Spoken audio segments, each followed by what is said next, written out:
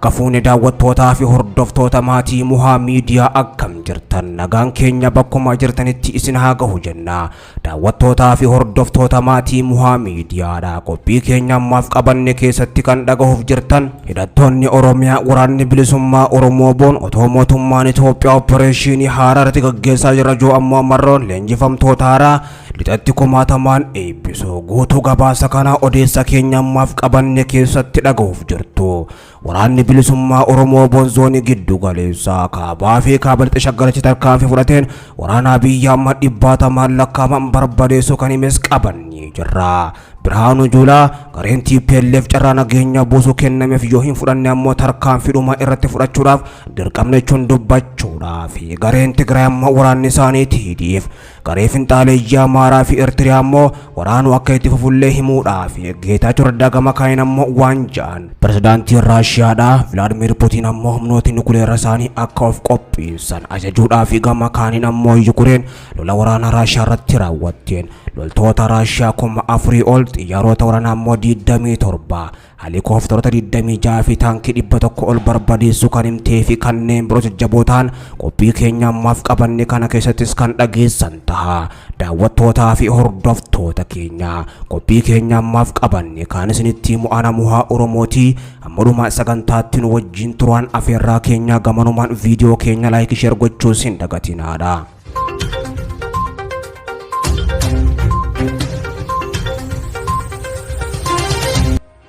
Hidhattoonni Oromiyaadha mootummaa Itoophiyaa loluudhaaf ammoo sochaan osoo mootummaan opereeshinii haaraa irratti gaggeessaa jira jedhu marroon ammoo leenjifamtoota haaraa zoonii lixaattis eebbisanii jiru.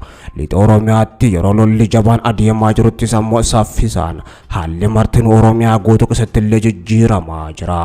Waboon zoonii lixaatti ammoo yeroo mootummaan Abiyyi Ahmad opereeshinii gaggeessaa jirutti humna guddaa eebbisuun bobbaasuun isaa ammoo opereeshinii mootummaan gaggeessaa jiru kana qolachuudhaaf kan ta'e jedhan keessa beektoonni. Humni maroon ijaaranii qaban ammoo yeroo ammaatti humna mootummaa waliin walgituu hin oolu jechuudhaan ammoo qondaaltonni mootummaa olaanoo ta'an illee dubbachaa jiraachuunis dhagahamaa jira. Kana malees ammoo waraanni bilisummaa Oromoo waboon zoonii giddu galeessaa kaabaa fi kaaba lixa shaggaritti ammoo tarkaanfii ilaalessaa fudhateen waraana mootummaa Abiyyi Ahmad 78 ajjeesuudhaa fi 52 ammoo madeessuus ibsee jira. Ijoolleen Oromoo irree fi gaachinni uummata Oromoo waboon zoonii giddu galeessaa godina kaabaa fi kaaba lixa shaggar keessa ammoo sosochii biraan meettaa bargaa tarkaanfii ona meettaa walqixxee bakkoota garaagaraa keessatti ammoo mooraa waraana sirna faashistii bilisiginnaa irratti fudhateen humna ammoo weerartuu jedhee waamu waraana mootummaa 78 ajjeesuudhaaf 52 ol ammoo madoon adabee jiraachuu simee jira.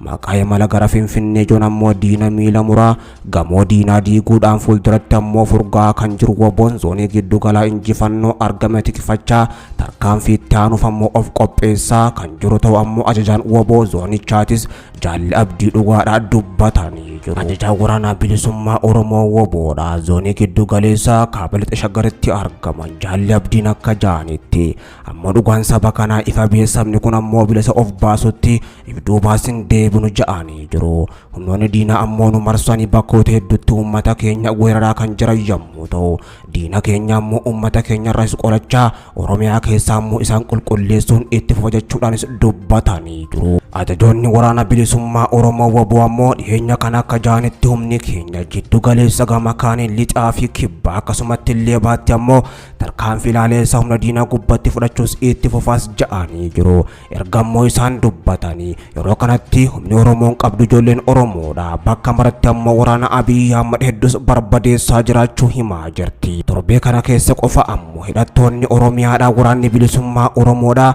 waraana mootummaa Abiyyi Ahmad kumaatamaan lakkaaman barbadeessanii wajjin ala godhanii akka jiranis himanii jiru. Ajajaan waraana bilisummaa Oromoo jiddu galeessa afaan qawweetiin imala gara magaalaa Finfinnee gochaa jirus ammoo milkiin xumura jechuudhaanis dubbatanii jiru. Humni keenya bakka maratti diina uummata Oromootii fi Oromiyaa barbadeessuurraas ibduuba kan deebuu miti jedhan mootummaan Abiyyi Ahmad maqaa opereeshinii ijoon uummata keenya niitoorkiidhaa fi gama kan guutumattuu intarneetii irraa balleessee adabuudhaaf ammoo kan murteeffate guutumattuu humna isaa ammoo qulqulleessinee Oromiyaa keessaa balleessuuf jira jechuudhaan ajajoonni waraana bilisummaa Oromootis dhaadatanii jiru. Ajajaa waraanaa waliigalaa kan ta'an Biraanuu Juulaadhaa ibsa kennaniin gareen shoor keessaa TPLF carraa nageenya buusuu kennameef ammoo yoo hin fudhanne tarkaanfii dhumaa fudhachuuf dirqamna jedhanii jiru.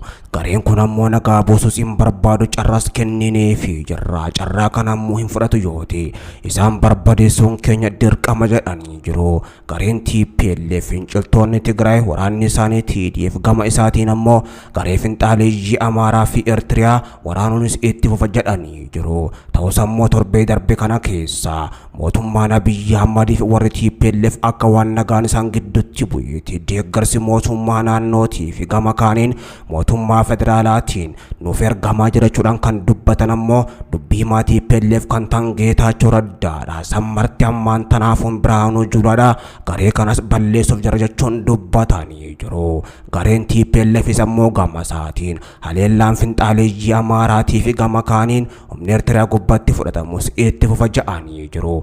Gargaarti nuti ammoo eeggachaa jirrus nu hin qaqqabne kan jee gareen TPLF kana booddee ammoo dirqamnee bakka kanaan dura cufamellee bansiisuuf jira jechuudhaan dubbatanii jiru. Warri TPLF ammoo hulaa deeggarsaa nurraa cufame deebisnee banuudhaaf tarkaanfii laaleessaa fudhachuuf jira jechuudhaan dubbachaa jiru. Lolli kaabatti adeemaa ture ammoo kan jootaaf qabbanaa'e ammas akka haaraatti ka'uudhaaf akka deemuutu mul'achaa jira. Mootummaan federaalaatii fi humni naannoo Tigraay walitti dhaadachaa kan jiran yommuu ta'u ammoo humni TPLF daandii deeggarsaa nutti cufame gara kaabaa naannoo Amaaraatii fi akkasumatti illee gama daangaa naannoo Affaariin cabsuuf jira jechuudhaan dubbachaa jiru. Humni TPLF kun ammoo meeshaa gurguddoodhaan lola jabaa yeroo inni gama daangaa naannoo Affaariin gaggeessaa turetti ammoo mootummaan federaalaa deeggarsi akka isaan qaqqabu gochuudhaan deeggarsi ammoo yoo isaan qaqqabu lola kanaas ammoo kan qabbaneessa yommuu ta'u Geetaachoo Raddaadha. Deeggarsi kanaan dura nuuf ergamaa ture guutumattuu dhaabbatee jira. Uummanni keenya rakkoodhaaf saaxilamee jira. Rakkoo kana keessaa ammoo uummata keenya baasuudhaaf falachaa jirraas kan jaan ammoo falli isaanii maal akka ta'e himamuu baatullee ammoo hulaa kanaan dura cufamee ture gama daangaa naannoo Amaaraatii fi akkasumatti illee Affaariin bansiisuu akka ta'etu himamaa jira. Humni TPLF baay'inaan leenjaa kan ture yommuu ta'u ammoo ji'ootaaf yeroo ammaan tana of gurmeessuudhaan daangaa naannoo Affaarii fi akkasumatti illee ammoo daangaa naannoo Amaaraa gubbatti illee socho'aa jiraachuun isaatis dhagahamaa jira. Pirezidaantiin Raashiyaa Vilaadimiir Puutiin humnoonni nukuleera isaanii akka of eeggannoo addaan qophaa'anii ta'aniif waraana isaaniitiif ajaja dabarsanii jiru. Walgahii qondaaltonni ittisa waliinii Kireemiliin keessatti ammoo ta'ame irratti biyyoonni lixaa Raashiyaa irratti tarkaanfii hin malle fudhatan kan jaan Puutiin. Tarkaanfiin hin malle isaan fudhatan keessaa ammoo qoqqobbiin isaan weerara Yukureen irratti banameen booda irra kaa'amedha. Puutiin akka jaanitti humnoonni waraanaa of eeggannoo cimaan qophaa'anii eeguu qabu. Sababni isaa ammoo aangaa'onni naatoo olaanoo Raashiyaa irratti dubbiiwwan hamoon akka dubbatamaniif hayyamanii jiru kan jedhan Puutiini.